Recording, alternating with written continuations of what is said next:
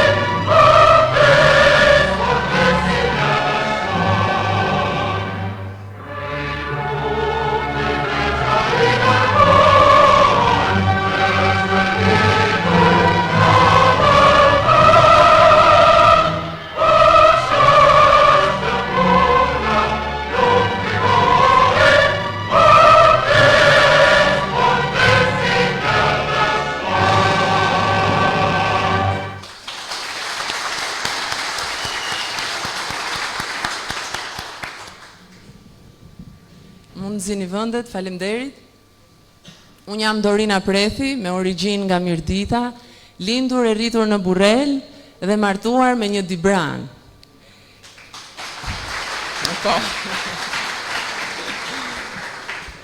I cili më ka mësuar shumë gjëra me karakterin e tij, po një gjë sidomos, që Dibranët nuk i gënjen kollaj. Dibranët nuk gënjehen në fakt. Dhe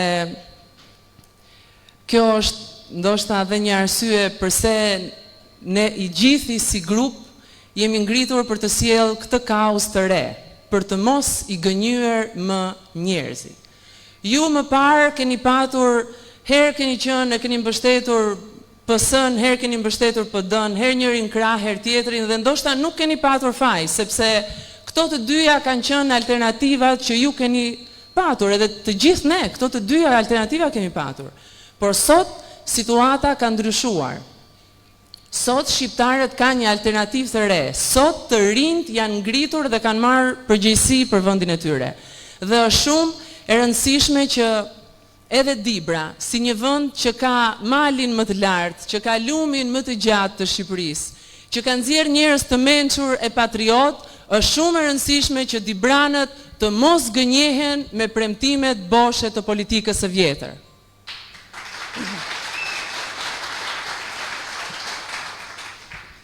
Shqipëria bëhet është një forcë politike e re, është forcë politike e qendrës së djathtë, e cila është mbështetur tek parimet dhe vlerat bazë të së djathtës, dhe mbi të gjitha synimi ynë është që të ndalojmë hemoragjinë e ikjes së shqiptarëve nga Shqipëria.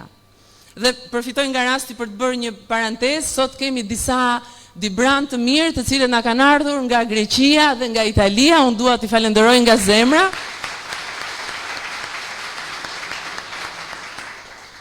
Që vinë për të takuar familjarët, por vinë edhe për të mbështetur vendin e tyre. Shqipëria bëhet është një lëvizje që e ka zgjuar këtë shpresë. Ju lutem, na u bashkoni dhe ndjejeni edhe ju këtë shpresë që është zgjuar në mesin e shqiptarëve, në mesin e diasporës. Dhe siç po thoja, synimi ynë për ndaluar ikjen e shqiptarëve nuk është një ëndër boshe, nuk është një qëllim bosh, nuk është i vakët.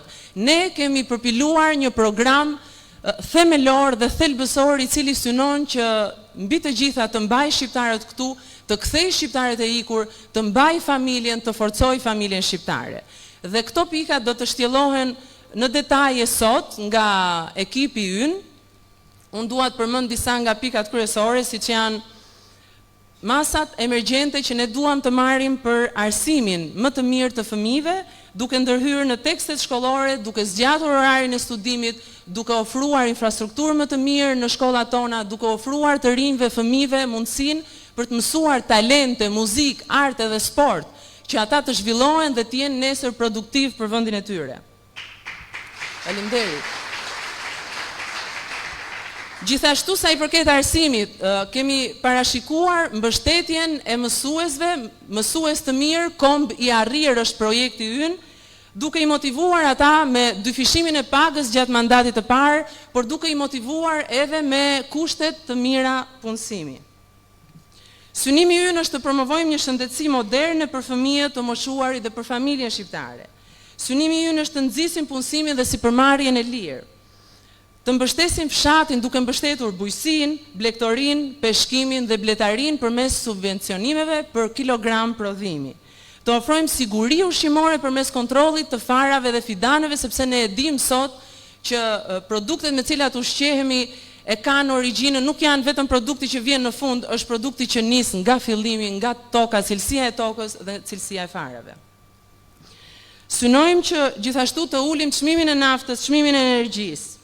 Synojmë administrim të ndershëm të pasurive natyrore, të cilat janë abuzuar deri më sot, duke nisur që me skanimin e të gjitha kontratave që janë bërë për pasuritë tona kombëtare. Gjithashtu kemi një projekt shumë interesant që për të gjitha pasuritë kombëtare që ofron një zonë e caktuar, ne parashikojmë që 10% e të ardhurave që vinë nga këto pasuri t'i kalojë zonës e cila i administron këto pasuri kombëtare.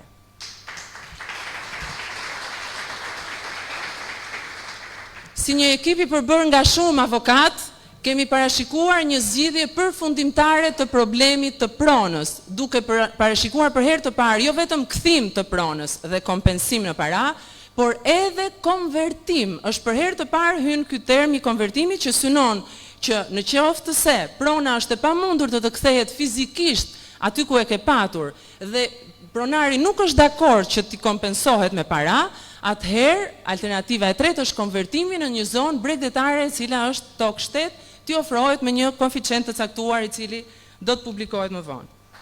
Gjithashtu, ajo që ne synojmë është jo të ndërtojmë Shqipërinë e 2030-ës, Shqipërinë e disa ditëve më vonë, sepse 2030 është pasdere, ne synojmë të ndërtojmë Shqipërinë e 100 viteve të ardhshme.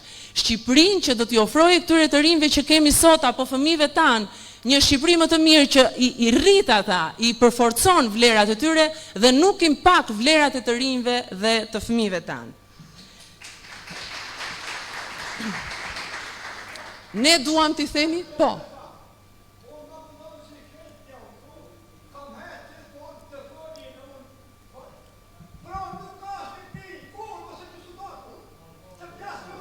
Nuk ka thot?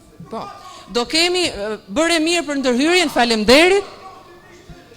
Faleminderit. Ne do kemi sot mundësinë edhe të bashkëbisedojmë pra gjithë prezantimeve të ekipit. Ju lutem, mbani shënim pyetjet tuaja dhe do keni mundësinë që t'i diskutojmë së bashku. Unë do doja t'i jepja fjalën, duke qenë se ne para pak ditësh kemi mbyllur edhe listat e kandidatëve në gjithë qarqet e Shqipërisë. Do doja të prezantoja njërin prej tyre në qarkun e Dibrës, është Erisel Deda, djalë që vjen nga një familje e mirënjohur, nga një familje me kontribute në qarkun tuaj. Ai është avokat, ka studiuar në Shqipëri dhe ka një impenjim të jashtëzakonshëm për qarkun e Dibrës, ka ide, ka vizion dhe ai do prezantoj veten e tij shkurtimisht në këtë moment. Edhe një herë një duar trokitje.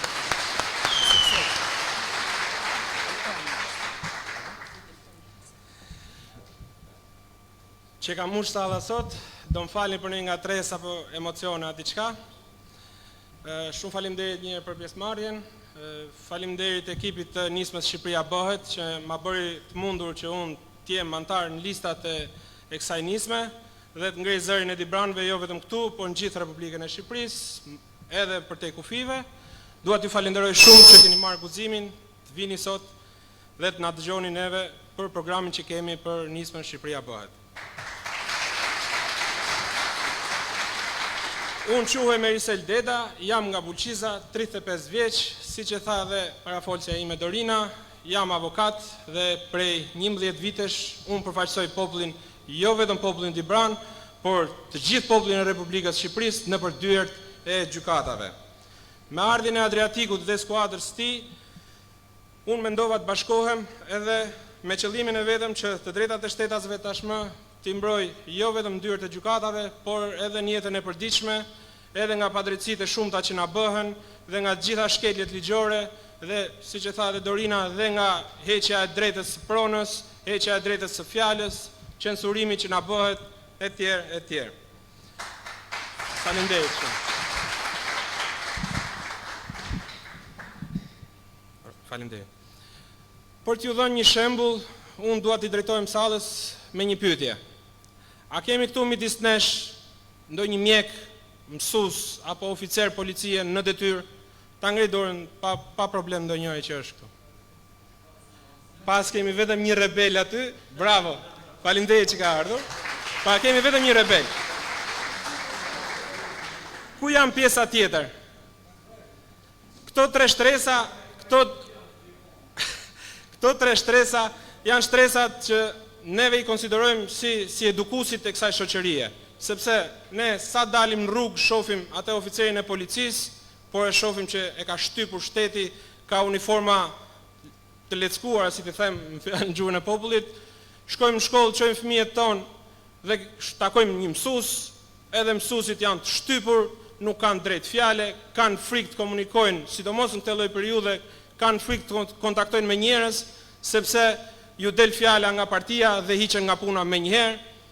Ne shkojmë në spitale, takojmë një mjek apo një infermier, edhe ato shikojnë hesabin e tyre që mos të kalojmë më tepër ke kjo pjesa e korrupsionit e tjera, shohin xhepat tonë shkurt muhabetit.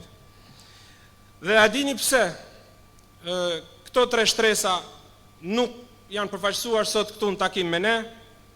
Ato nuk përfaqësohen sepse zgjohen në mëngjes me frikën se mund t'i ketë ardhur një mesazh nga shefi apo nga drejtori që jeni të pushuar nga puna.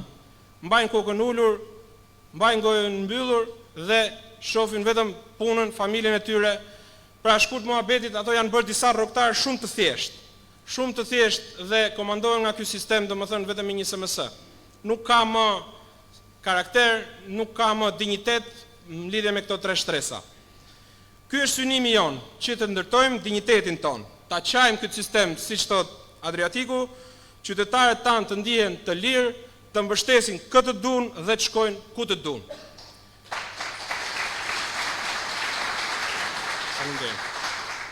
Kjo qeveri dhe kjo politike sotme e ka gjunjëzu Dibrën. Mu më intereson të flasë për Dibrën, mos ngeli teatri kryetar, duhet të flasë vetëm për Dibrant e mi. Kjo qeveri, faleminderit. Kjo qeveri e ka gjunjëzu Dibrën që në momentin që mbylli Universitetin e Dibrës. I largoi rinin diku gjetë në për Shqipëri, por pjesën më të madhe i largoi jashtë kufive të Shqipërisë në emigracion dhe sot nuk dihet ku janë, mezi takojnë prindrit e tyre. Dhe ky është turpi më i madh, të detyrosh një familje të ndahet nga fëmia dhe të detyrosh një fëmijë që të arsimohet jashtë gjit familjar. Për këto probleme, unë vendosa të mos duroj më dhe të ngrihem bashkë me ju, kundër këtij sistemi poshtrues dhe të korruptuar. Unë sot kam vetëm një thirrje për ju. Tregoni që jeni Dibran. Tregoni që jeni Tregoni që jeni pasardhësit e Elezi Sufit dhe të Vebi Dibrës. Kini kujdes në datën 11 maj. Duke ju falenderuar shumë për pjesëmarrjen tuaj, edhe një diçka të fundit, dua t'i çoni një mesazh jo vetëm tre shtresave të mësipërme, por gjithë punonjësve të administratës, përfshi bashkinë, IKMT-n e tjera. Kujdes në datën 11 maj. Aty në kutinë e votimit nuk keni as shefa, as drejtora që ju vëzhgojnë dhe që ju kërcënojnë. Te kutia e votimit jeni vetëm ju, lapsi dhe fleta e votimit. Tregoni Dibran. Jepeni votën aty ku duhet. Duke ju falenderuar shumë dhe duke uruar që Allahu ju gëzoft gjithëve juve dhe familjeve tuaja, unë dua të ftoj avokatin e nderuar dhe antarin e kryesisë, zotin Elton Laska. Shumë faleminderit.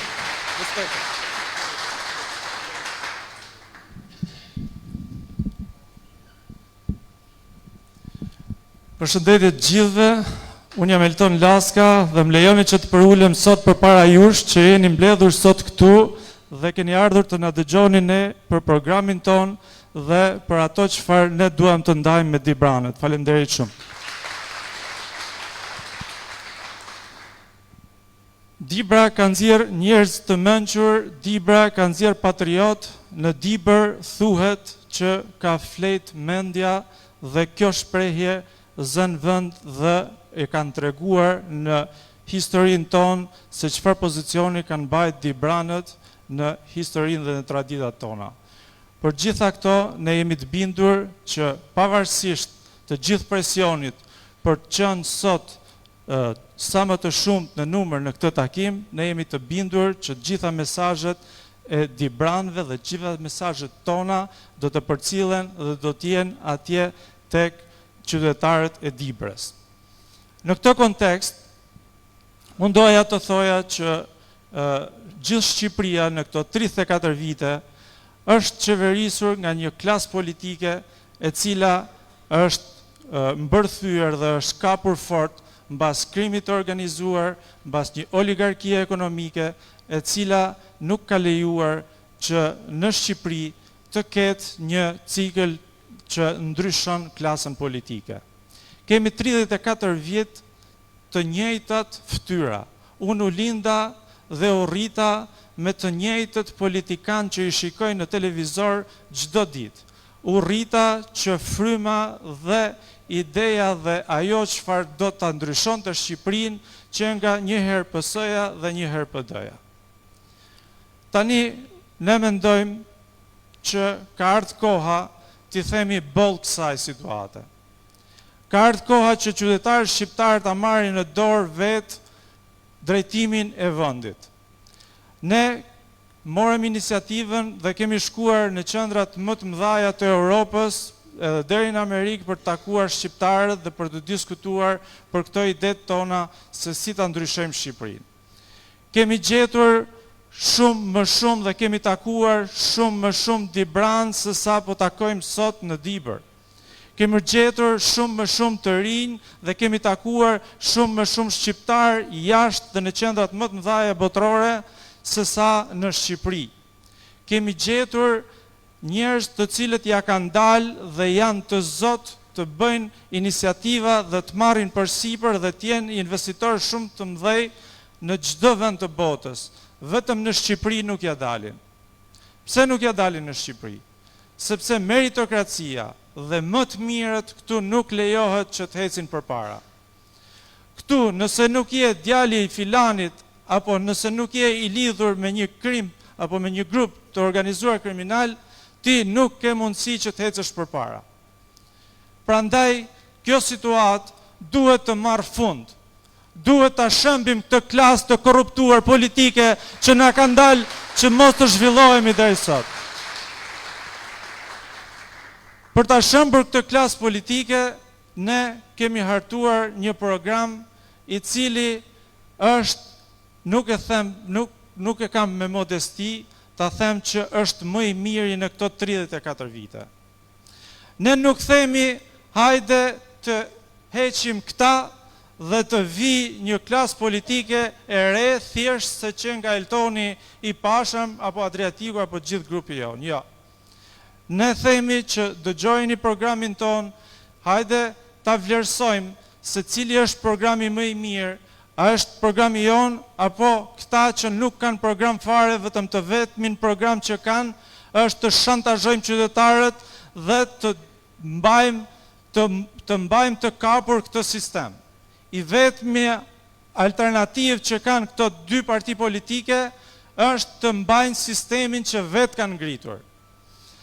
Për programin unë nuk dua të flas sepse edhe kolegët e mi do të flasin për të, por ajo çfarë unë dua t'ju them është që të na jepni mbështetjen që fillimisht ta shëmbim këtë sistem, që t'i japim mundësinë dhe të hapim rrugën për të patur një sistem politik që ciklohet dhe vinë të tjerë që mund ta bëjnë më mirë se sa këto dhe ajo çfarë po bëjnë këta duke na detyruar që të largohemi nga Shqipëria dhe të mos e gjejmë veten këtu në vendin tonë që na e lanë të parët tanë. Duke ju falenderuar, dua t'i jap kohë edhe kolegëve që të flasin dhe dua të ftoj në këtë bashkëbisedim një antare të grupit ton themelues dhe grupit ton qendror, një zonë që ja ka kushtuar punën e saj shoqërisë civile dhe ngritjes në karrierë, Lindita Begolli.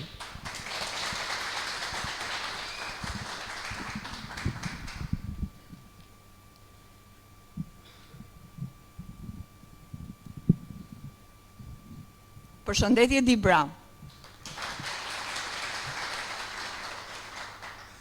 Faleminderit dhe ndjehem e nderuar që të jem këtu përpara jush sot, si pjesë e ekipit të Shqipëria Bëhet, e cila përbëhet me të rinj dhe profesionist me vlera dhe me integritet, të cilët pavarësisht gjithçkaje kanë zgjedhur rrugën e duhur dhe të drejtë për të ndryshuar dhe për të bërë Shqipërinë. Faleminderit edhe një herë. Me lejoni të prezantohem edhe një herë. Unë jam Lindita Begolli, me 15 vite përvoj pune në fushën e punësimit, edukimit, trajnimeve, e diplomuar për gjermanistik në Fakultetin e Gjuhëve të Huaja dhe master në shkenca politike në Tiranë. Nga profesioni dhe nga përvoja ime për kaq shumë vitesh kam mësuar që puna është jetë dhe pa punë nuk mund të ndryshojmë asgjë. Vetëm me punë ne mund të arrijmë gjithçka. Për shkak të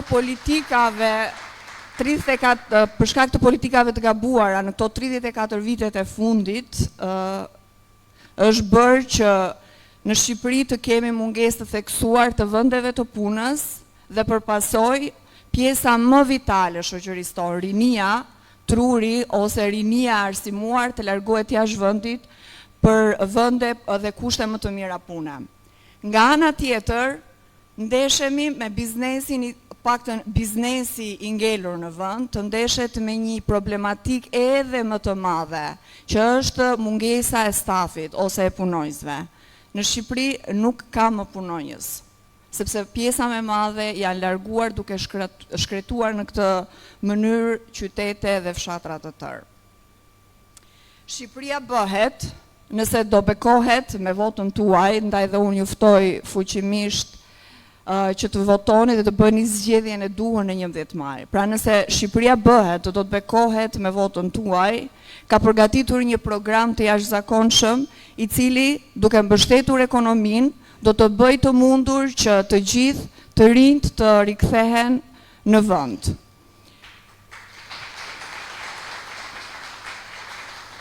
Shqipërisë tonë të dashur nuk i mungon asgjë. Shqipëria është e pasur me burime natyrore, minerare, ujore. E vetmja gjë që i mungos Shqipërisë tonë është ekipi i duhur, i cili duhet të punojë me ndershmëri, transparencë dhe të çojë vendin përpara. Pra, ne kemi nevojë për ekip të mirë përgatitur dhe të ndershëm që ta ndryshojë vendin dhe ta çojë vendin përpara.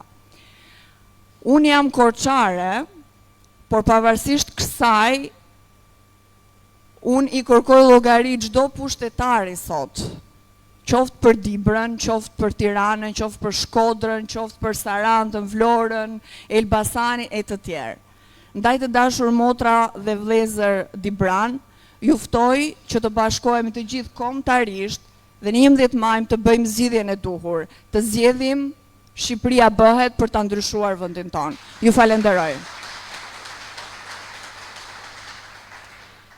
Më lejoni që t'ju prezantoj tashmë një aset të çmuar, i cili është me një përvojë mbi 40 vjeçare në forcat e armatosura, me detyra të ndryshme brenda dhe jashtë vendit, General Det Prenga.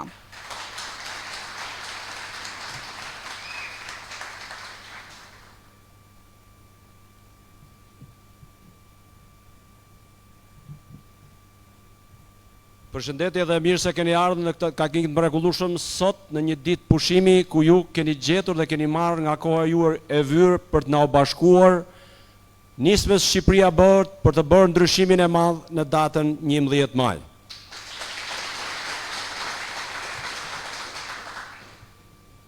Faleminderit Dibra e 9 maleve, faleminderit Dibra e madhështisë, së portës së lindjes, hyrëse dhe lidhse me shqiptarët dhe pjesën tjetër të botës, që ka ditur të nxjerrë figura me vlera dhe të çmuara, që e kanë ngritur personalitetin dhe e kanë ditur ta prezantojnë në mënyrën më dinjitoze të mundshme Dibrën dhe Dibranet në trojë shqipfolse edhe më larg.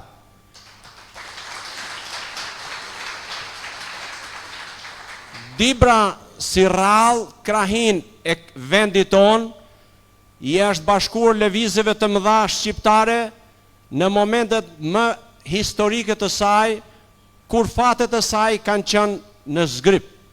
Duke filluar nga lidhja e Prizrenit për të vazhduar në luftën e parë botërore, në luftën ballkanike, deri në luftën e dytë botërore, e deri në vitin 41, kur Dibrën padrejtësisht shtetet e Evropës vendosën ta ndajnë, ta coptojnë dhe të sistemohet në dy shtete të ndryshme, por me të njëjtin entitet. Dibra pavarësisht ndarjes ka ditur të ruajë dhe të mbajë lidhjet historike, familjare dhe strategjike për të bërë të mundur që Shqipërisë si gjithmonë t'i afrojë kontributin e saj më të mirë e më të vyer.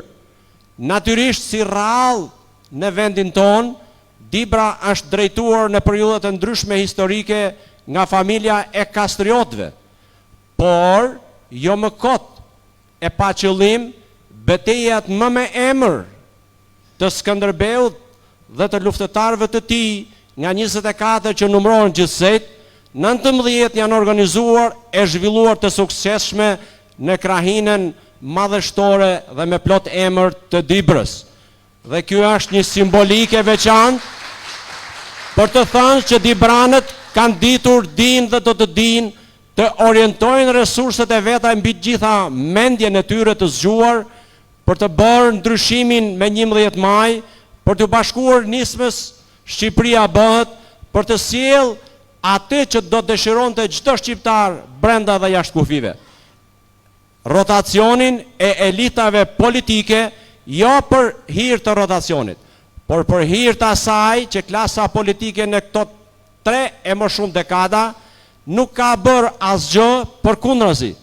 Ka bërë atë që nuk do ta dëshironte uronte asnjë shqiptar, nga të mëdhenjt që nuk ekzistojnë dhe kanë lënë amanete për këtë komb, e kanë përzënë gjakun e ri, rinin, dhe sot me të drejtë siç parafolësit e theksuan, administrata shtetërore numëron më shumë se 2400 vende pune të boshatisura, sepse nuk gjenden specialistët, nuk gjenden të rinj dhe të rejat për ta mbajtur këtë vend, e për ta çuar përpara, e për të ruajtur amanetin dhe atë për të cilën shqiptarët e mëdhenj dhe të gjithë shqiptarët në përgjithësi luftuan për të ruajtur trojet dhe atë dheun ton të dashur.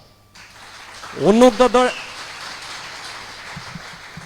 nuk do doja të ndalasha gjatë në prezantimin e programit, pasi programi tashmë ka gjetur dritën e rrjeteve sociale dhe të botimit për të njohur me detaje, dhe ajo do të jetë një kohë e periudhë dytësore ku të gjithë ata që janë të ngarkuar si kandidat dhe ata që merren me organizimin e partisë do dinë të prezantojnë në mënyrën më të mirë, duke filluar derë më derë e për të gjithë vendet e mundshme për të bërë të mundur që qytetarit t'i prezantohet ai program për të cilin duhet jetë i bindur të votojë i lirë dhe t'jap votën aty ku mendon se është e ardhmja e tij, është shpresa dhe besimi, për të mos u zhgënjur veten, sepse dy partitë e mëdha të vendosën e qeverisje që e kanë bërë në mënyrën më të keqe të mundshme, e nuk do të ndalen për elementet e cilët ne i kemi prekur dhe i prekim për ditë në marrëdhënie me administratën shtetërore.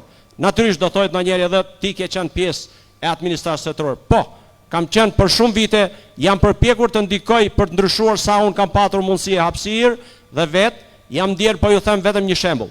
Jam ndjerë më i përndjekur e i përsekutuar se sa kur kam bërë një vit stazh të shkollës mesme në kampin famkeq të Spaqit, apo kur kam punuar në zonat kufitare ku rrezikoshim që të kalonim matan me ushtarin dhe të hapsonim ne.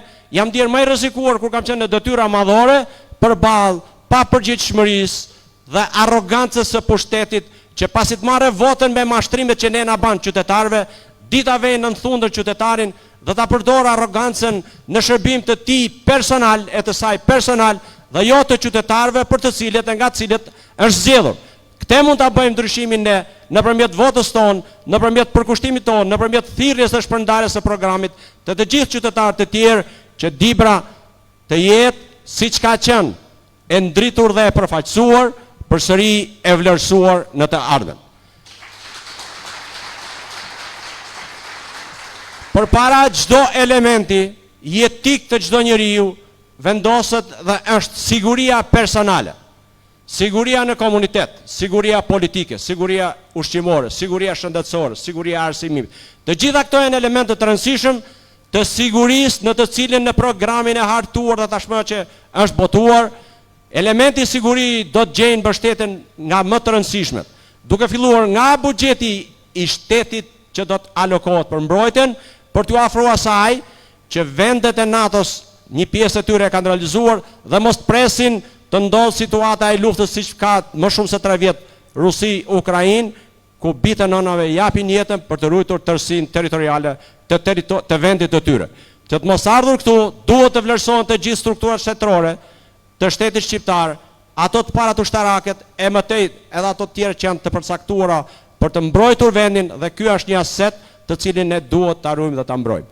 E natyrisht, Dibra me vjetërsinë e saj që nga themelimi dhe i përmendur në shkrimet e tij nga Straboni, më së 6000 vjeçare e themeluar në shekullin e 5 para erës sonë, natyrisht që do të gjej e do të di se kush është rruga e saktë e vërtet për të bërë të mundur që sistemi të qatë dhe të ikin ata njerëz të cilët vinë me votën tonë për të drejtuar e na vjedhin pafundësisht e nuk i japin llogari askujt. Duke uruar suksese nismës Shqipëria B, të gjitha atyre që janë të përcaktuar në qytetet respektive, dhe ju të dashur qytetare, dhe ata cilët nuk janë prezent, por nëpërmjet jush do dini të përçoni frymën e vërtet se çfarë ka në program nisma Shqipëria B për të sjellë atë që do dëshironte secili nga ne. Ndryshimin e madh për ta bërë që Shqipëria të ecë përpara e ashtu siç Zoti e ka bekuar me pasuri, të vijë e të marrë e t'i kthehen këto pasuri në shërbim të qytetarit, në shërbim të Dibranit, në shërbim të shqiptarëve. Duke ju falendëruar për vëmendjen, për respektin që ne keni treguar për çan prezant sot, unë do doja ta mbyllja tesh fjalim të shkurtër për të lënë radhën e të tjerëve prezantues, por më lejoni që të kem kënaqësinë dhe privilegjin të ftoj në këtë podium avokatën e respektuar dhe të nderuar, anëtarën e kryesisë të paepur që lufton dhe kandidatën për deputete në qarkun e Durrësit, që duhet i uroj që nga kjo foltore suksese, Redinela Beqiraj.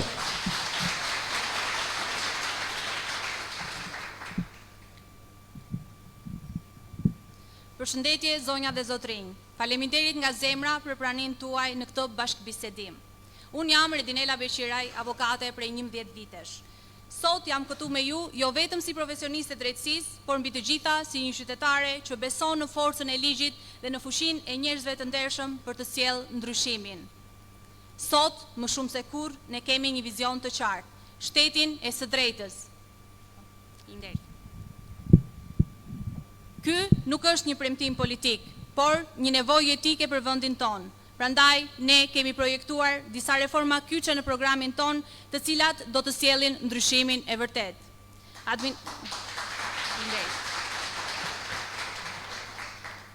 Administrata publike do të ndahet nga politika. Ndarja e administratës nga politika është shërbimi më i madh që mund t'i bëjmë Shqipërisë. Askush më nuk do të detyrohet të mbajë vendin e punës në shtet përkundrejt angazhimit dhe mbështetjes së një partie politike. Policia e shtetit do të jetë policia e shtetit dhe jo polici e partisë në pushtet. Mjaft më me përdorimin e uniformave për interesa politike dhe elektorale. Siguria e qytetarëve nuk mund të jetë monedhë shkëmbimi për pushtetin. Luftë e pamëshirshme ndaj korrupsionit. Korrupsioni i zyrtarëve të lartë të shtetit do të shpallet tradhti e rënd kombëtare dhe do të ndëshkohet me të paktën 25 vite burg, përfshirë konfiskimin e çdo pasurie të palishme të ardhur nga kjo vepër. Shpallja e bashkëpunimit të zyrtarëve të lartë të policisë së shtetit me krimin, si vepër e tradhtisë së rënd kombëtare dhe dënimin minimalisht me 25 vite burg, plus konfiskimin e të gjithë pasurisë që buron nga ky bashkëpunim. Referendumet, pushteti në duart e qytetarëve, pushteti vërtet në duart e popullit. Ne do të miratojmë ligjin për referendumet që çdo vendim madhor të mos merret pas dyerve të mbyllura, por të vendoset nga vetë qytetarët. Faleminderit. Në këtë rrugtim, ne zdotohemi të angazhohemi për një Shqipëri ku ligji është i barabartë për të gjithë dhe jo një privilegj për të pushtetshmit. Ndrej Mjeda thoshte, një komb nuk mbahet me hijet e së kalumes, por me dritën e së ardhmes. Sot ne duhet të zgjedhim dritën e së ardhmes. Ne duhet të zgjedhim të ndërtojmë një Shqipëri ku çdo qytetar të ndjehet i sigurt dhe i arrir në vendin e tij. Së bashku drejt një Shqipërie më të mirë. Faleminderit.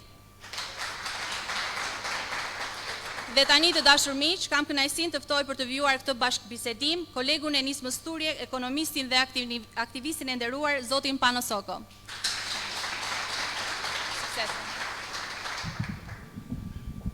Përshëndetje të gjithëve. Përshëndetje. Unë jam nga Gjirokastra, ju e dini, edhe ne njihemi si Dibra e Jugut, ndërsa ju njiheni si Gjirokastra e Veriut. Sepse ajo që na bashkon është mpregtësia, do ta quaja unë, ndoshta dikush mund t'i vëjë ca fjalë të tjera, që kemi në lidhje me atë që na thuhet edhe me atë që dëgjojmë. I kushtojmë shumë vëmendje atyre gjërave. Dhe unë prandaj sot dua të flas shumë shtruar me ju. Më gënjeve një herë është faji jot. Më gënjeve 2 herë është faji im. Këta që janë sot në 90-ën menduan dhe erdhën me një filozofi politike që konsistonte në një parim të thjeshtë. Populli është një kopë delesh. E si një kopë delesh ka nevojë për një bari.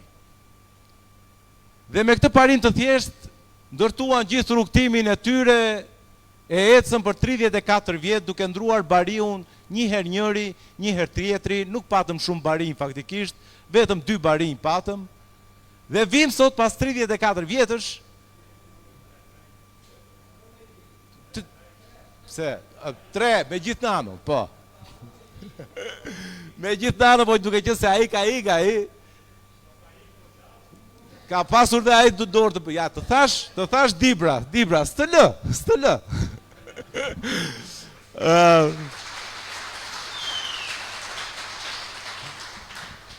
Dhe duke qenë se nuk i patëm shumë ofertat e mëdhaja, këta menduan që është shumë mirë kështu. Po kthehemi aty ku e nisëm. Më gënjeve 1 herë është faji jot, po më gënjeve 2 herë është faji im. Na thane në fillim që bujësin tham, Shqipëria është një vend bujësor. Do ta ndërtojmë tha. Si do ta ndërtojmë? Do ta subvencionojmë. Do t'i japim para me qëllim që malli shqiptar, produkti shqiptar i bujësisë shqiptare të çante. Të çante në tregjet e huaja, nuk diskutonim të tonin. Te kishim të pa diskutueshëm që tregun tonë do ta mbulonin me mallat tona. Por të çanin dhe në tregjet e huaja. Çfarë kemi sot? Sot kemi që Shqipëria importon 1 miliard euro mall importi produkte bujësore. E dini se sa përqind të tregut mbulojmë ne me produktin tonë? E dini sa? 40%. Dhe po bie dit pas dite. Pse? Sepse kur menduan për të zhvilluar politikat bujësore, haruan që politikat bujësore zhvillohen me para. Ne subvencionojmë sot, Shqipëria subvencionon sot gati 20 milion euro në 2025 do subvencionoj 20 milion euro. E dini sa subvencionon Kosova? Sa ka parashikuar? 150 milion euro për 2025. E dini sa subvencionon Serbia? 350 milion euro për 2025. Kosova ka 2 herë më pak tokë se sa ne. ka 2 herë më pak bujq se sa ne. E ka buxhetin 2 herë më të vogël se ne. Prap, subvencionon gati 3 fish më shumë se sa 3 herë ne. Dhe çfarë ndodh? Ne humbasim tregun ton. Produkti shqiptar, para 2 vjetësh besoj, kam qenë, le të themi, një nga ato zëra që e kam përmendur faktin që qershit tuaja, qershit e kësaj krahine nuk arritën dot të vinin në treg. Siç nuk vinë në treg mollt e Korçës, siç nuk vinë në treg mandarinat e Sarandës apo qepët. Nuk vinë në treg. Pse e humbëm këtë? Sepse ata se kanë mendje të japin lekët për bujqësinë, lekët ju duhen për vete. Lekët ju duhen për vete. Më gënjeve një herë shfaja jot, po më gënjeve 2 herë shfaja im. Na thamë për shëndetësinë. E mbani mend premtimi më spektakolar që është bërë ndonjëherë në Shqipëri. Shëndetësia falas. Shëndetësia falas. E dini çfarë ndodh sot? Shteti shqiptar, nga buxheti i shtetit harxhon 800 milion euro në vit. Mbani mend vetëm shifrën. Shqiptarët harxhojnë për shëndetësinë, përtej asaj që harxhon shteti, 1 miliard euro. Jashtë shtetit apo në spitalet private. Pra, 800 milion euro harxhon shteti, shqiptarët harxhojnë dhe 1 miliard euro të tjera, që paguajnë taksa për këtë shëndetësinë që ju tha falas. Burimet natyrore. E mbani mend se si u bë atëherë hataja e madhe kur do të vinin në pushtet këta që janë sot në pushtet dhe thanë që po, bankersi, po na merr naftën, Kromi, po na ikën tek kompanitë e huaja, ne nuk po përfitojmë asgjë. E dini se sa marrim sot në krahasim me përpara 12 vjetësh, të njëjtën shifër. Për 12 vjet nuk ka ndryshuar fare shifër. Çdo gjë ka ndryshuar, vetëm lekët që ne marrim nuk ka ndryshuar. Të ardhurat e atyre kanë ndryshuar shumë, janë dyfishuar. Të ardhurat e kompanive. Lekët që marrin shqiptarët kanë mbetur në vend, që do të thotë janë përgjysmuar. Më gënjeve një herë shfaja jot, më falni. Më gënjeve 2 herë shfaja im. E mbani mend se çfarë i tha për pensionet? Në 2013 dhe filloi ta përsëriste edhe sot. Shikoni çfarë ka ndodhur në Shqipëri. Ekonomia shqiptare nga 2013, jo për merit të qeverisë, por për merit të dinamikës së tregjeve. Për merit të atyre shqiptarëve që punojnë, sa punojnë jashtë dhe që sjellin para në Shqipëri është dyfishuar. Vëllimi ekonomik i Shqipërisë, ajo që quhet prodhimi brendshëm bruto, GDP, si e njihni juve, ka qenë 12.5 miliard, është 25 miliard. E dini se sa janë rritur pensionet? 30%. Në 12 vjet pensioni mesatar është rritur me 30%. Ekonomia është dyfishuar, pensioni është rritur me 30%. Pagat janë rritur me 40%. Paga mesatare është rritur me 40%. Ekonomia dyfish, paga 40%. Po kur nuk i morën ata që marrin paga, apo nuk i morën pensionistët, apo ata që marrin ndihmë ekonomike, këto lek, kush i mori? Ku vajti ky dyfishimi? Kush e futi te xhepi këtë dyfishimi? E dini që grosisti më i madh i naftës këtu në Shqipëri ka arritur vëllimin e tij ekonomik nga 2012 deri në 2025 me 400%. Grosisti më i madh i naftës këtu në Shqipëri? E dini që abuzimet e llogaritura nga kontrolli i lartë i shtetit janë mesatarisht 1 miliard euro çdo vit. Janë 12 miliard euro. Pra këto parat që do duhet i kishim shpërndar të gjithë, se u rrit ekonomia është të gjithëve ne. Nëse ekonomia dyfishohet, atëherë duhet ishin dyfishuar dhe pagat. Për ta shpërndar paran që kemi të gjithë bashkë, do duhet ishin dyfishuar dhe pensionet. Ja. Ne kemi marrë copat e vogla. Copat e mëdha, 60% të kësaj rritje të ekonomisë e kanë futur te xhepi tyre.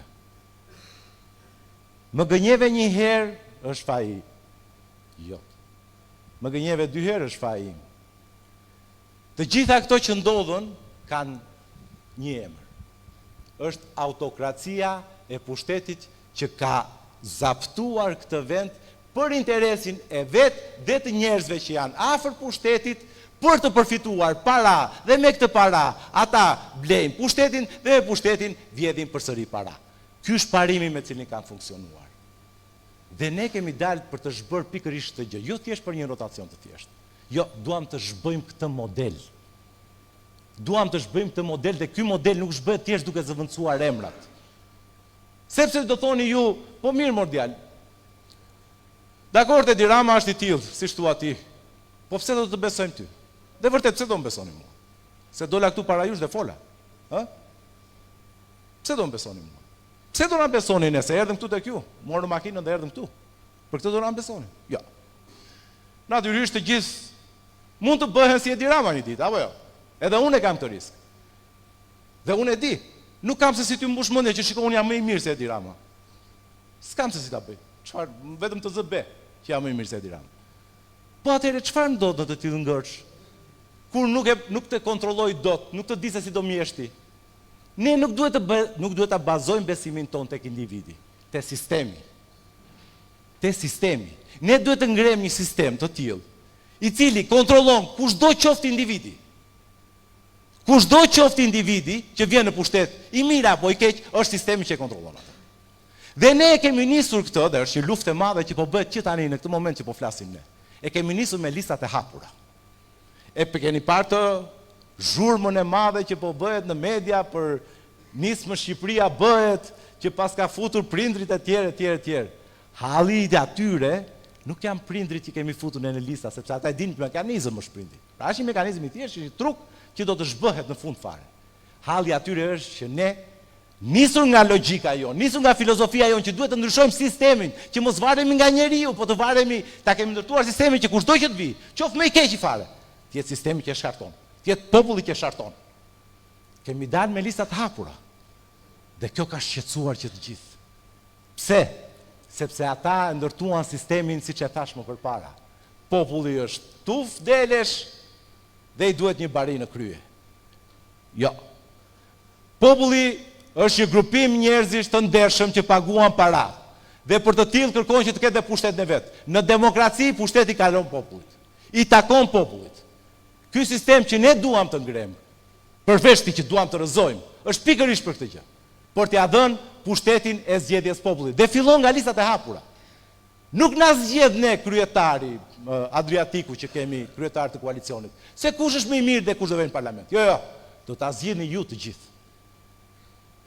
Dhe kjo është ajo që ne po përpiqemi të sjellim. Dhe shpresoj që të na kuptoni. Por që t'ja shpjegoj më vonë dhe për më tepër dua të ftoj mikun tim të betejave, shokun tim, që tashmë vajtëm 12 vjet bashk, e nisëm kur ai s'kishte thinja fare, edhe unë kisha 2-3, tani ai ka 2-3 thinja, e unë kam çik më shumë, Adriatik Lapaj.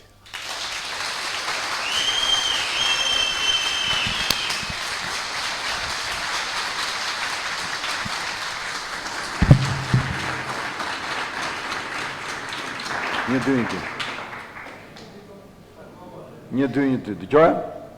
Dëgjoj. Faleminderit, një duar trokitje për gjithë dibranët që janë.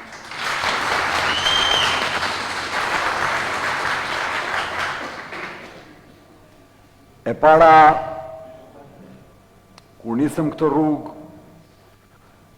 bindur që një rrugë që e përfshinte të gjithë Shqipërinë në çdo skaj dhe në çdo cep të veti. Një rrugë që na bënte të shkonim nga qyteti më i vogël e drejt qyteteve më të mëdha që ka Republika jonë.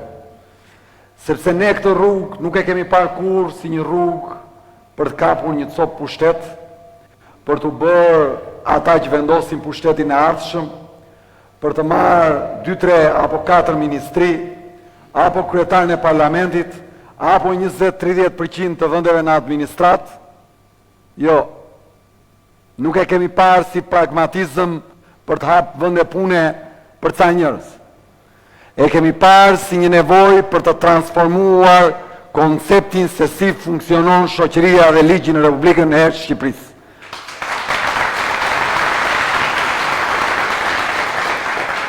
Është eksaktësisht kjo arsyeja pse ne po shkojmë në çdo qytet pavarësisht madhësisë së qytetit, apo pavarësisht sa vështirë është politikisht në atë qytet për të bërë transformimin e madh, sepse kjo është një rrugë e gjatë e ne po hedhim fidanët tanë kudo që nesër lista tanë të ndërtojnë pyllin që do të transformojë Republikën. Se cili prej jush është i jashtëzakonshëm për ne. Çdo vot është thelbësore për ne. Askush për asnjë moment të mos mendoj, po a del deputet, a fitojnë dot të qarkujon. Jo, nuk do parë kështu. Do parë si themele që hidhen, sepse nesër një ditë ne do ta fitojmë çdo qark të Republikës.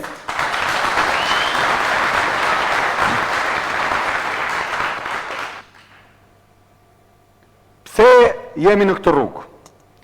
Jemi për ta transformuar ligjin shqiptar e për ta demokratizuar Republikën tonë. Shpesh në ligështimin tonë shpirtëror me të drejtë për shkak të dështimit të shoqërisë, të familjes, të ekonomisë të vendit tonë, ne jemi fokusuar te pak emra dhe e kemi parë problemin te pak emra. Shpesh themi problemi kanë qenë këta që kanë drejtuar. 2-3 kokra, 4-5 s'ka rëndësi. Në fakt është pak më e thellë. Nëse ne do të kufizoheshim dhe do të bënim me faj vetëm ata të cilët e kanë drejtuar Shqipërinë nivelet larta, nuk do t'i shkonim problemin në thelb, sepse problemi i Shqipërisë nuk është vetëm 1, 2, 3 apo 4 persona. Unë mbaj mend kur isha fëmijë, tanket në rrugët e Sarandës ku jam rritur, e fëmijë atë kohë 16-17 vjeçar, mbi to, që luanin duke gjuajtur me predha në për qytet e kodrat rreth qytetit, dhe mbaj mend që të gjithë ishin të iki ai që qe, se s'dua të përmend as emrat më. U mblodh popull, u vran 3000 bij nënash, u shkatrua Republika, iku ai që qe. Pak vite më vonë kur isha në gjimnaz, mbaj mend protesta të mëdha për një tjetër ministër që thoshin nano ik, e mbaj mend si tani. U mblodh popull masivisht dhe e përsëri dhe tha të iki ky e të vi ai që qe, se ndoshta është bërë pishmend e është bërë më i mirë se ç'qe.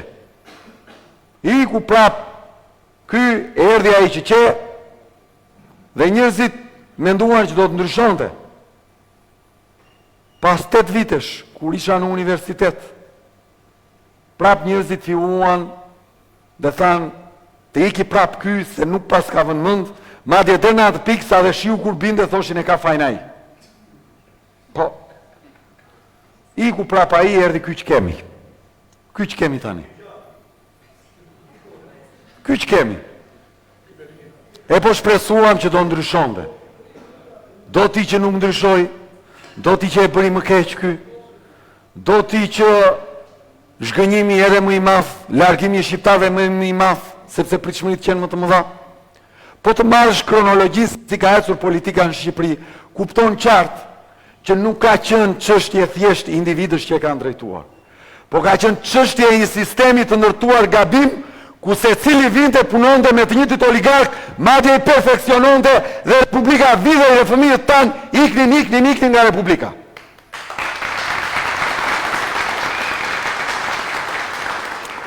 Ashtu si shkatrimin nuk ka qenë problem i pak njerëzve, dhe rindërtimi dhe kthimi i Shqipërisë në rrugën e dur nuk mund të jetë zgjidhje e pak njerëzve. Për këtë arsye, zgjidhja nuk është vetëm Adriatiku, jo, zgjidhja është secili nga ju, sepse duke bashkuar të mirët, duke krijuar një rreth njerëzish që besojnë te ndryshimi, te e mira, Republika fillon dhe përmirësohet, zgjidhjet fillojnë dhe vijnë.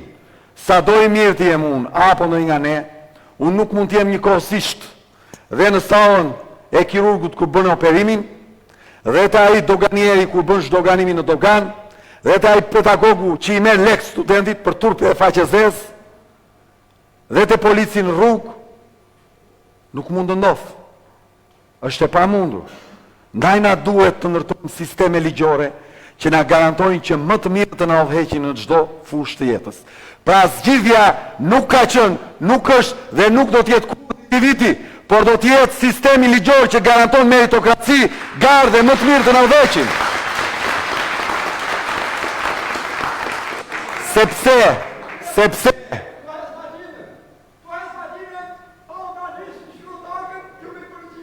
Faleminderit. Sepse, faleminderit, sepse, nëse ne ndërtojmë një sistem ligjor që ka në themel të vetë garën, ne na krijohet mundësia që më të mirët e shoqërisë tonë të dalin në krye në çdo fushë jetës. Më të mirët në arsim, më të mirët në shëndetësi, më të mirët në drejtësi, më të mirët në çdo fushë të jetës. E nëse më të mirët tanë na udhëheqin e na drejtojnë në çdo fushë të jetës, absolutisht gjërat do të fillojnë e do të shkojnë më mirë. Tani, ju këtu dëgjuat një pjesë të kolegëve tanë. Nuk besoj se dëgjuat në një prej tyre të thoshte votoni ata, po votoni ne, se ne jemi më të mirë se ata. Jemi më të zgjuar se ata, jemi më të ndershëm se ata, jemi më të bukur se ata, jemi më të gjatë se ata. S'është kjo filozofia? Jo. I gjithë koncepti politik me të cilin ne funksionojmë është krejt tjetër. Ne vim dhe u themi njerëzve, e shkojmë kudo e u themi qytetarve, hajtë të bashkohemi për të imponuar disa procese demokratizuese, të cilat ne i kemi përmbledhur në 4 pika të mëdha. 1. Vota e diasporës. Unë sot kam krenarin këtu para jush të them që ne ja dolëm ta impononim një gjë që kishte 34 vite që nuk bëhej, shkruam një projekt ligj për votën e diasporës, mblodhëm 21.000 firma, i çuam në parlament dhe i detyruam të miratohet dhe sot shqiptarët kudo në botë do kemë mundësi të votojnë.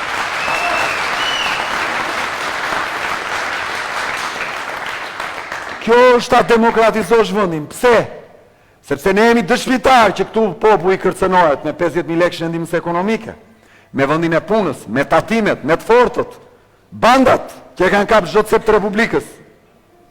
Futja e votës diasporës e çliron vendin nga ky siklet. Pse? Sepse janë qindra mijëra shqiptarë që angazhohen përmes votës, të cilët nuk i kërcënon kush se do t'u heq kempin e invaliditetit. Nuk u çon njëri tatimet të nesme të bizneset e tyre se votuan apo mendojnë se duhet më shesin dikë tjetër. Nuk i rrej njëri fëmijët e tyre apo nuk u ambledh njëri kartat e identitetit, me qenë se duan të votojnë një parti tjetër apo ka një mendim tjetër. Nuk u ablen njëri votën, sepse jetojnë në shoqëri demokratike dhe nuk ka nevojë për ato 50 apo 100 euro të qelbuta.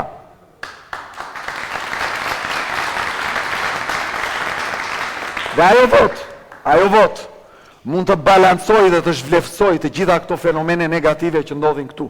Dhe ndaj ne u angazhuam aq fort dhe e mundësuam këtë gjë dhe e konsiderojmë një arritje shumë të madhe që do t'ja shohim të mirën rrugës. 2. Demokratizimi i vendit, hapja e sistemit, hapja e listave. Ne kemi luftuar për këtë, shkruam një projekt ligj, e çuam në parlament, mblodhëm 21.000 firma, i çuam në parlament. Ata nuk e votuan, ne e çuam në gjykatë kushtetuese. Nuk u ndalëm, por sistemi ishte i kapë. Akoma nuk kemi ndalur, do vazhdojmë dhe tashmë po e bëjmë vetë duke aplikuar, duke gjetë hapësirat që ka ligj. Çdo me thënë sistemi hapur dhe demokratik dhe listat hapura. Do të thot që të zhbëjmë këtë që kemi sot parlamentin e kryetarëve. Si është sot? Marrim qarkun e Dibrës. Qarkun e Dibrës keni listën e mbyllur dhe listën e hapur. Te lista e mbyllur renditen servilat e partisë. Kështu ka ndodhur. Këdo kryetari e çon te listë e mbyllur, shkon deputet në parlament. Ai mund të jetë një ignorant, mund të jetë një hajdut, mund të jetë një i pabes, mund të jetë një njeri që se respekton fare shoqëria. Ai shkon në parlament se kryetari do që ai të shkojë në parlament dhe kur ai shkon në parlament nuk vjen të pyes ju për ligjet që miraton, po voton si çdo kryetari. Do kryetari të ngrejë ai dorën, ai ngre dorën. Do kryetari të ulë ai dorën, ai e ul dorën. Ky është parlamenti që kemi sot, parlamenti i servilëve, i kryetarëve, i hajdutëve, sepse ky është sistemi.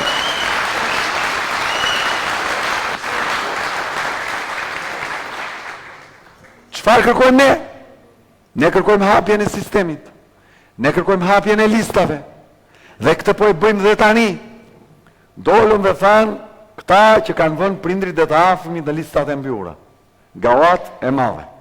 Pra pika jonë me fortë, ajo që ne po bëjmë që po mbajmë fjalën që kemi thënë që jemi për listat e hapura, për ganën dhe do ta çojmë deri në fund dhe do ta realizojmë, tashmë këta na e quajnë si problem dhe sëmundje. Këta të listave të mbyllura, këta që e ndritën Shqipërinë përmes servilave që çojnë parlament, këta që çojnë ata që i blejnë vendet e deputetit, po na kompleksojnë ne të cilët po dalim me listat hapura. Tani unë këtu para jush shumë krenar u them. Unë Adriatik Lapaj do të garoj në qarkun e Tiranës i 30 në listë. I 30. 12 para meje në listë të mbyur, listë që do digjet sepse janë ata që familjarët e ekipit, 18 të tjerët në listë të hapur. Ndërkohë këta i keni listat mbyura, rehat, duke njën meze, duke pirë kampari në Tiranë, ne vim, flasim e njerëzit, luftojmë se duhem ta demokratizojmë.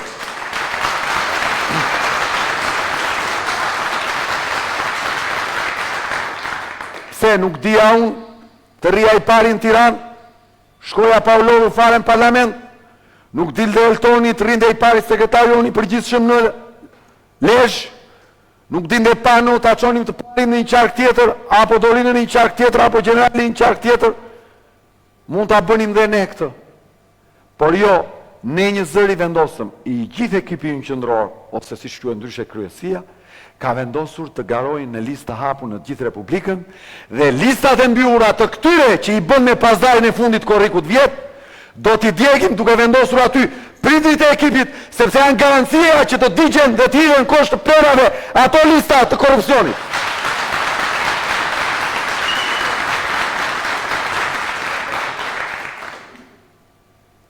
Dhe këtë do t'a bëjmë nëse masivisht shqiptarët na votojnë, edhe me ligj nesër, që të gjithë të detyrohen t'i shbëjnë ato lista të servilve edhe të parave të pista që blejnë vendet e deputetëve. Shikojeni Kosovën. Shikojeni Kosovën. Lista 100% hapura me proporcional kombëtar, ku vota e shqiptarëve atje ka vlerë nga fillimi i Kosovës deri në fund njësoj. Pse duhet jenë rajonet? Më fal, deputeti kur shkon në parlament i Dibrës, voton ligje vetëm për Dibrën, apo voton ligje edhe për Vlorën? Ligji që voton ai deputeti i Dibrës, ka fuqi vetëm në Dibrë apo ka fuqi edhe në Vlorë? Ka fuqi edhe në Vlorë. Ai ligji që voton, gysit lutem, lere, i kanë dhe, lere. Ata kanë artë të gjojnë, nuk kanë artë i nëzini ju ashtë. Faleminderit. Ai ligj që miraton deputeti Vlorës, ka fuqi vetëm për Vlorën, apo ka fuqi edhe për Dibrën? Ka fuqi edhe për Dibrën. Për këtë arsye nuk ka kuptim që deputetit i përkas vetëm një zone. Sepse kjo ka bërë që deputetit kthehet në patron, në çiftligar të zonës. Do deputeti një zone futesh në punë, nuk do ai del nga puna. Do deputeti një zone me licencën, nuk do ai del nga zona. Do deputeti një zone ti pasurohesh, nuk do ai ti varfërohesh dhe fëmijët ikin në emigrim. Kjo është një sistem korruptiv që ne duhet t'i japim fund dhe do t'i japim një ditë fund.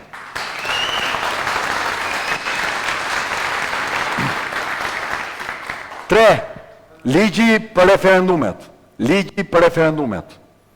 Çdo me thënë ligji për referendumet. Do të thotë që fuqia të vite ju. Do të thotë që fuqia të vite qytetarët. A ka këtu në Dibër çështje që ju nuk jeni dakord? Vendimet pushtetit që s'jeni dakord? Po, u pyet njeri juve? Këta deputetet që keni votuar ndër vite, kanë ardhur ndonjëherë pasi bëhen deputet të marrin mendimin si të votojnë në parlament? Ashtu. Tani, çfarë propozojmë ne? Çfarë propozojmë ne? Ne themi, mbajni mandatet, shkoni në parlament, merreni bashkinë, fitoheni, bëuni antar këshillues bashkiak, bëuni antar qeveri, bëuni çfarë të doni, edhe kryeministra. Merrni vendime sa të doni, miratoni ligje sa të.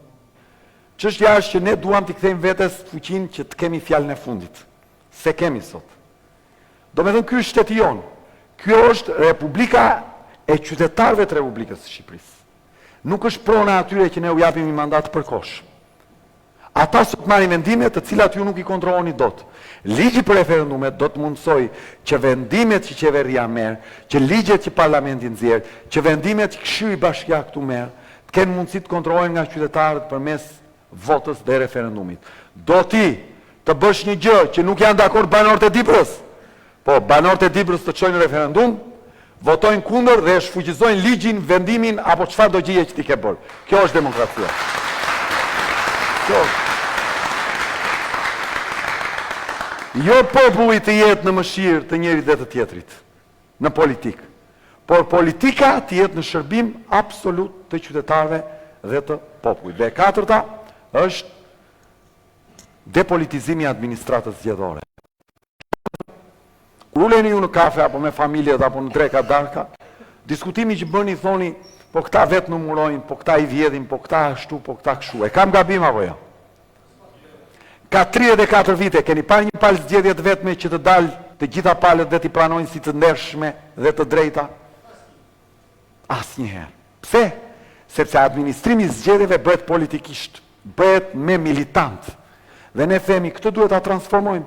Duhet i heqim militantët nga administrimi zgjedhjeve dhe duhet fusim në administrimin e zgjedhjeve profesionet e lira. Avokat, noter dhe nga drejtësia, gjyqtar, prokuror, si modeli grek. Ata administrojnë zgjedhjet, në fund të ditës u kap që një vot manipulohet në një qendër votimi, ai humbet licencën përveç se shkon në burg. Kjo e bën që sistemi të pavarësohet nga partitë politike dhe më në fund njerëzit të votojnë në mënyrë të qetë, të lirë dhe të ndershme. Ky është programi ynë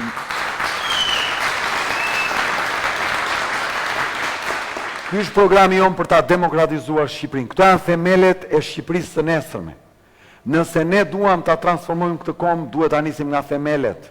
Me themelet të shtrëmta hidhni para sa të doni, ngrijeni ku sa të doni, 200 kate shkoni lart, prap shtrëmër do vejar nuk vete drejt. Dhe kjo është rruga e dur. Rruga e dur nuk është një interes i ngushtë për një licencë, për një leje ndërtimi, për një kemp, për një pension, për një ndihmë ekonomike, sepse kjo mënyrë të menduari na ka bërë që të vim në këtë pikë, që të na mbajmë peng shpirtin për një ndihmë ekonomike, ndërkohë që duhet jetonin në një vend që të ishte i begat, i zhvilluar dhe një fuqi në Ballkan.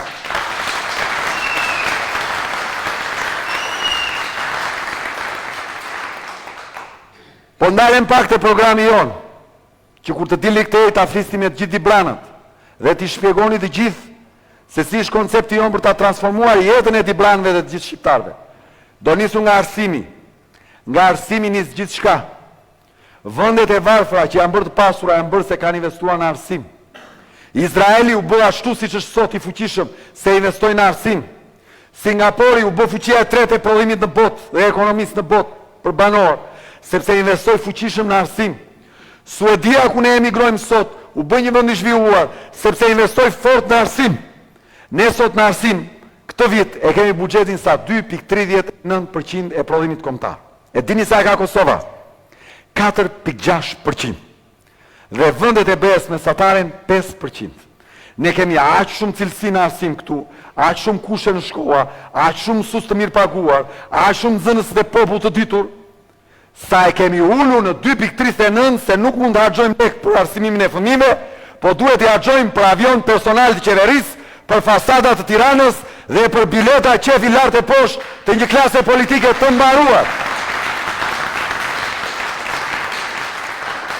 Programi jonë është i qartë, nëse e marrim votbesimin një ditë dhe bekimin e shqiptarëve, në 24 muaj do ta çojmë buxhetin për arsimin sa 5% e prodhimit kombëtar, duke arritur mesataren e vendeve të BE-s, dhe në 48 muajt e parë në 7%, duke e kthyer Shqipërinë absolutisht në lider në Europë pas Suedisë, sepse duhet të mbushim boshllëqet e 34 viteve që këta i kanë lënë si humnera dhe gremlin. Çfarë do të ndodhë me këto para? Me këto shumë para, se janë shumë para këto, çfarë do të ndodhë? Do të ndodhë që fëmijët tuaj do të shkojnë në mëngjes në orën 8 në shkollë. Pastaj në orën 1 kur të mbarojnë, ju nuk do keni detyrimin të çoni as gjyshërit i marrin atje dhe as veten të veni, të lini veten pa punë apo gruan. Fëmia në orën 1 do të ketë pushimin e drekës, ku nga ora 1 deri në orën 2 do të konsumojë drekën sipas standardeve më të mira ushqimore dhe dietave të miratuara nga Ministria e Shëndetësisë, do të hajë në shkollë. Pasi të mbarojë dreka, fëmia nga ora 2 deri në orën 5 të pasdites do të ketë mundësi të bëjë detyrat në atë që në botë njihet si after school. Do t'i bëjë në shkollë detyrat me mësues atje, se jo të gjithë kanë mundësi të paguajnë kurse private. Jo të gjithë prindit kanë kohë të mësojnë fëmijët e tyre në shtëpi. Jo të gjithë prindit kanë dije për të mësuar fëmijëve matematika apo gjuhë apo me radhë, kimi, biologji, fizik në shtëpi. Për këtë arsye, fëmijët do të mësojnë në shkollë dhe në orën 5 prindi pasi ka mbaruar punën do të shkojë dhe do ta marrë dhe fëmia kur të shkojnë në shtëpi do të luajë me motrat, vëllezrit edhe me prindit e vet. Kaq.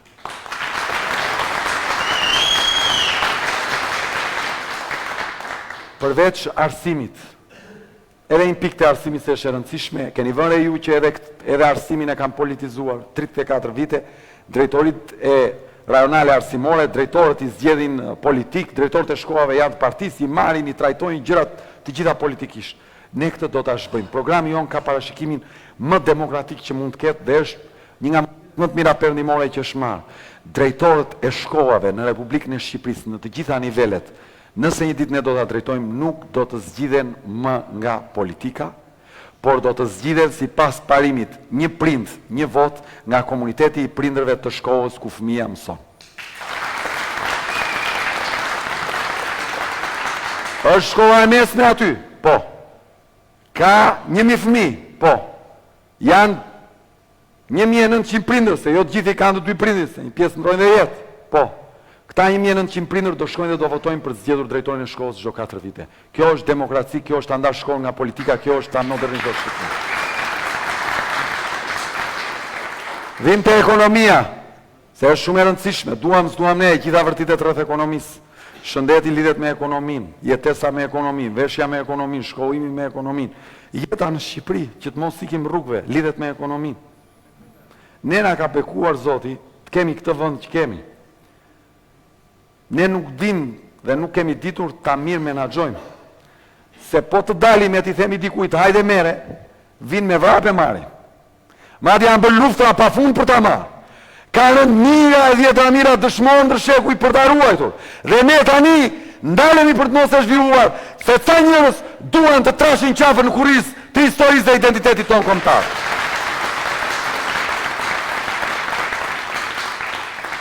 Ndaj ka vend për të transformuar ekonominë. Si do ta bëj? Duke e mbajtur rinin këtu.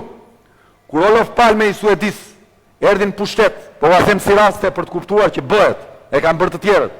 Ne sot i shohim si vende të zhvilluara, por dikur kanë qenë vende të mjera, të pa zhvilluara. Kur Olof Palme i Suedis erdhi në pushtet, kishte Suedia një emigrim të rinjve të pakuptueshëm. Dhe ai pyet, mlodhi kokat më të zgjuara të vendit, i tha, "Pse na ikën rinia i?" "Çfarë ka, pse ikin?" I thanë se që të blesh një shtëpi në Suedi duhet bësh 3 deri në 4 jetë. Çiftet e reja nuk mund të jetojnë në Suedi. Dhe ata bën një program të madh të investimit të banesave për çiftet e reja, ndërtuan mbi 1 milion banesa për të ndalur ikjen e rinisë nga Suedia.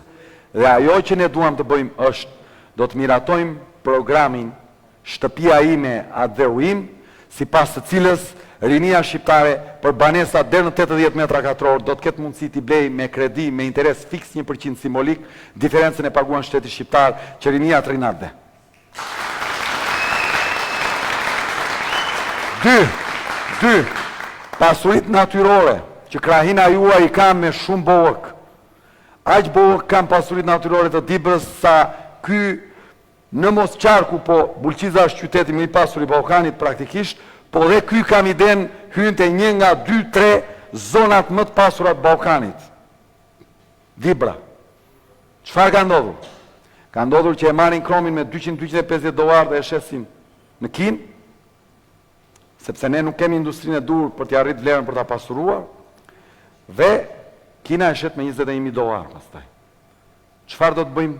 Burimet natyrore të Shqipërisë nuk do t'i lëmë më jetim, do t'i marrim në kontroll, do të hapim shoqëritë aksionere shqiptare të nxjerrjes përpunimit, tregtimit të tyre, mira vende pune, do të ndërtojmë industrinë shqiptare të nxjerrjes përpunimit dhe shitjes së minerale në të gjithë sektorët. Kjo duhet bërë për ta transformuar vendin.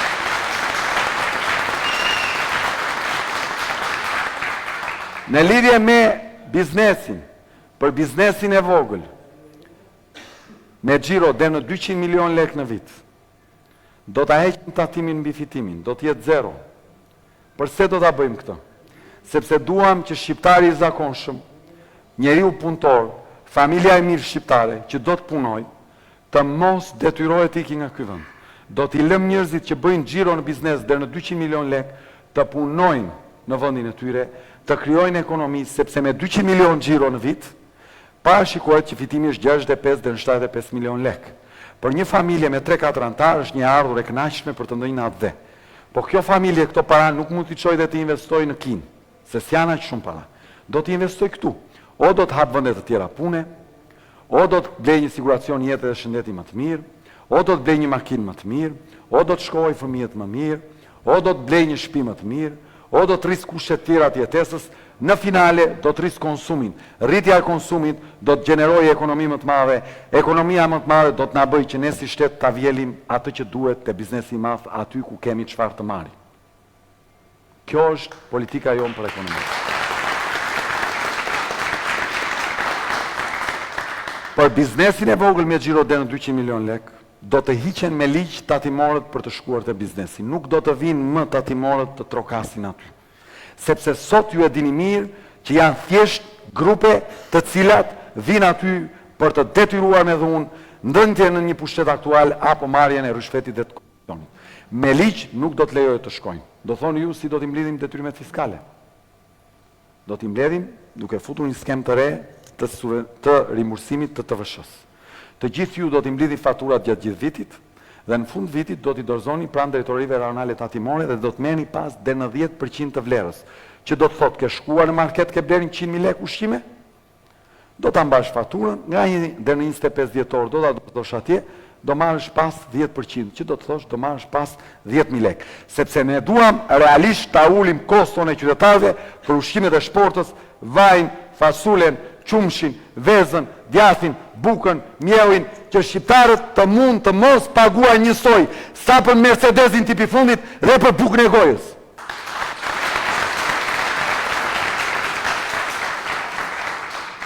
Do ta ulim çmimin e naftës si fillim me 32 lekë për litër, 320 lekë të vjetra për litër. Pse? Sepse do të heqim taksën e qarkullimit 27 lekë për litër, që sot paguhet 2 herë dhe në 3 herë, e paguajnë të trauca, e paguajnë dhe kur regjistrojnë aty çdo vit makinën, apo çdo 2 vjet, si është, e paguajnë dhe të nafta. Do të heqim dhe 5 lekë tarif mbi ngjyrosjen ose pompat në varësi të emrit që i vënë se androjnë si duan. 320 lekë për litër do ta ulim çmimin e naftës menjëherë dhe ne angazhohemi që të gjitha tarifat në Republikën e Shqipërisë, që nga korrenti, që nga uji me radhë, nuk do t'jenë në asnjë rast më të larta se ato të Republikës së Kosovës. Kur Kosova mundet, ne mundemi që të shkojmë me të.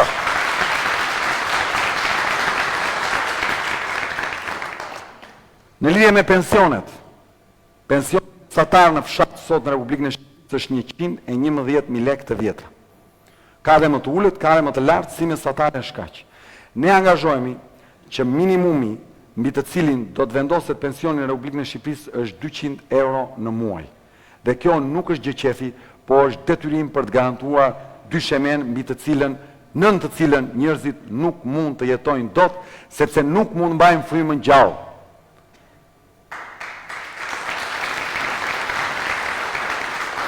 Pensionet në qytet për 4 vitet e para, nëse ne do ta drejtojmë një ditë, do të rriten me 25 euro në vit. Që do të thotë, e ke 200 euro, vitin e parë do të shkoj, e ke 200.000 lekë, vitin e parë do të shkoj 225.000 lekë. Vitin e dytë 250.000 lekë, vitin e tretë 275.000, vitin e katërt 300.000 lekë. Pra do të rritet me 100.000 lekë ose 100 euro në muaj, çdo muaj. Dhe kjo do të krijojë mundësi që njerëzit të fillojnë të jetojnë me dinjitet në një republikë e cila nuk është fort dinjitoze sot fatkeqësisht. Unë e di që kjo nuk është mjaftueshëm, po ky është një fillim i mbar.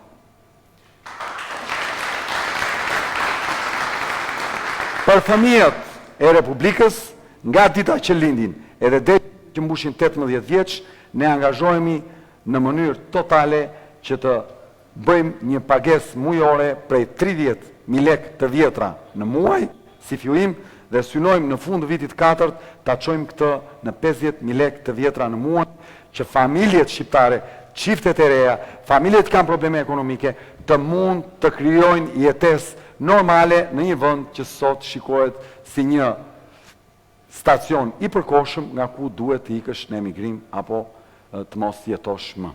Unë ju falenderoj shumë për pjesëmarrjen tuaj.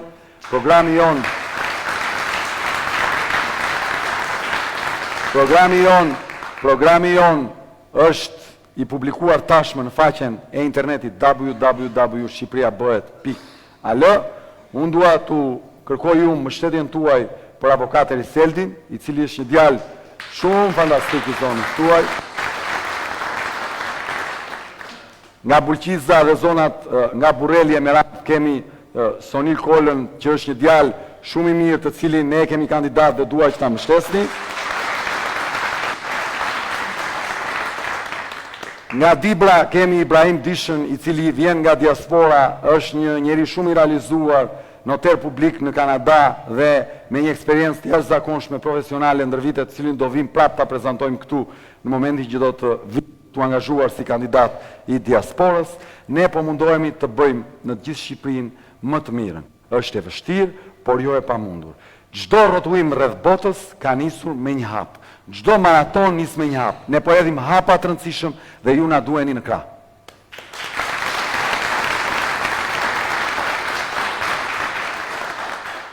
Unë kam sot kënaqësinë të kem këtu mes nesh një gazetar të jashtëzakonshëm të Shqipërisë, nga ata gazetarët shumë të mirë të Shqipërisë, të ndershëm të Shqipërisë, që punojnë me dinjitet.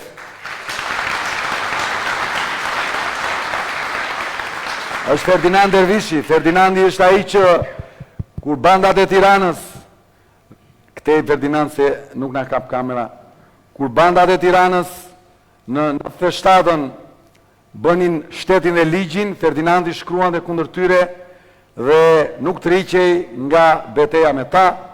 Është nga ata gazetarë që ka thënë gjithmonë të vërtetën në Republikën e Shqipërisë dhe unë jam shumë krenar që sot është pjesë e ekipit televizjes Shqipëria bëhet për të garuar në qarkun e Tiranës, por i bën nder gjithë Shqipërisë sepse një zë si Ferdinandi në parlament do të ishte një vlerë shumë e shtuar. Lutem na thuaj dy fjalë për këtë.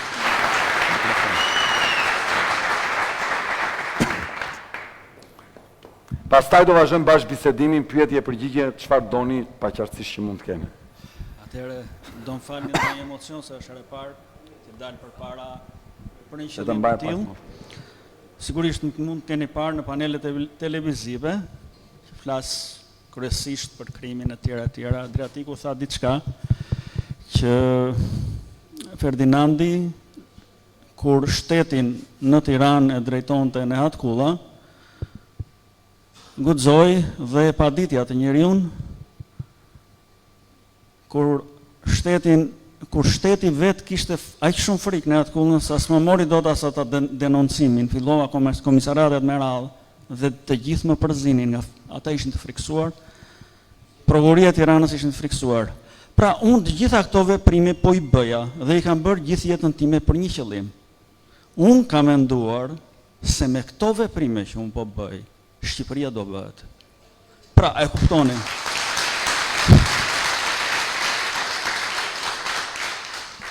Kam vënë kokën në rrezik sepse kam menduar që këto veprime, bashkë me veprimet e tjera të shqiptarëve të tjerë, një ditë Shqipëria do bëhet. Unë mendoja, pra nuk mendoja se do vdisja me këtë histori. Unë mendoja që do mbjetoj dhe Shqipëria do bëhet sepse ne të gjithë mund të veprojmë nga pak kështu. Kjo ishte pak a shumë jeta ime. Dhe erdha në një ditë të bashkohem me Adriatikun, me Panon dhe me gjithë të tjerët, por sepse kam vënë diçka. Është momenti që mua më kanë nxjerr nga strofulla. Është momenti që mua më kanë nxjerr nga strofulla. Pse? Kam qenë shumë mirë dhe jam shumë mirë me pagesën time si gazetar. Unë fundem te gazetarët e vjetër dhe kam pagesën të mirë. Pra një pagesë që mua ma mbaron muajin, ma mban familjen dhe po ja u them sinqerisht, e ha dhe një drek jashtë me familjen gjatë muajit. Nuk vuaja nga kjo pjesë, por mua më ka nxjerr nga strofulla momenti historik kur ndodhet Shqipëria.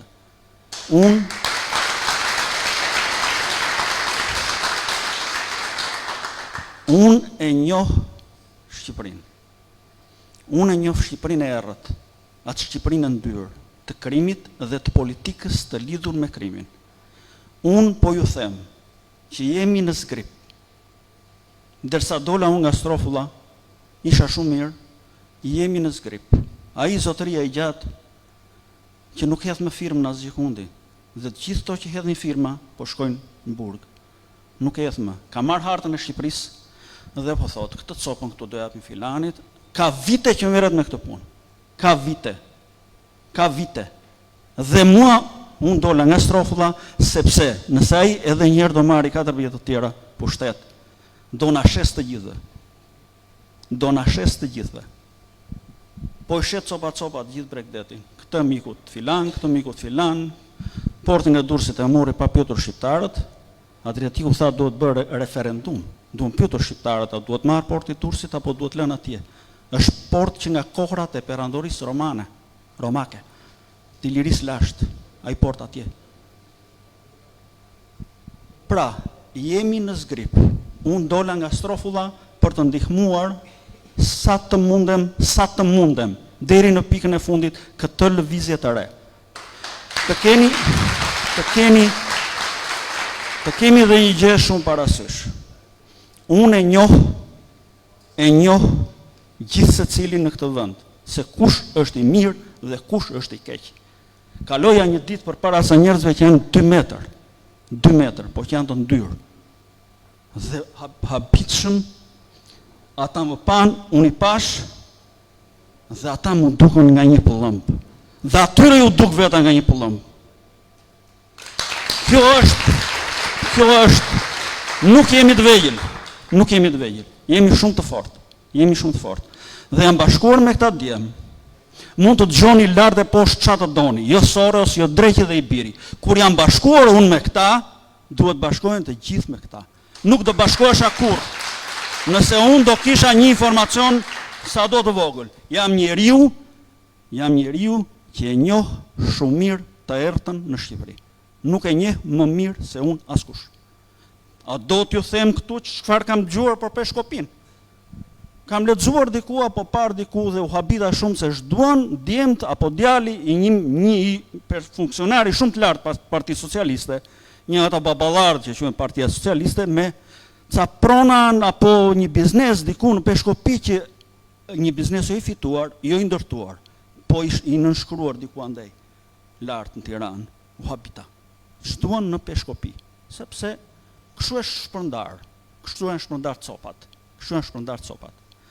Dhe një respekt shumë të madh për Peshkopin, sepse diku kam dëgjuar dhe kam besuar, dhe këtë ma thoshin, që truri ka kaluar në Shkodër dhe ka fjetur në Peshkopi. Tani,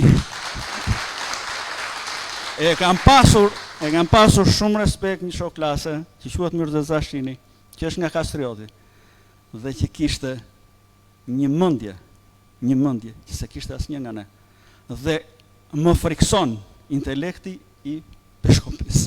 Pra, dhe jam shumë i lumtur që flas para jush, nëse unë kam ndërtuar diçka për vete, kam ndërtuar me shumë punë, duke lexuar me mira libra, por ai Myrdezaj në shkollë mesme dhe në shkollë lartë që kam njohur unë, vetëm Einsteini mund ta barazonte. Shumë respekte. Faleminderit, mbase isha shumë i qartë, mbase isha shumë emocional, ma bëni Allah, ishte era e parë. Të mira.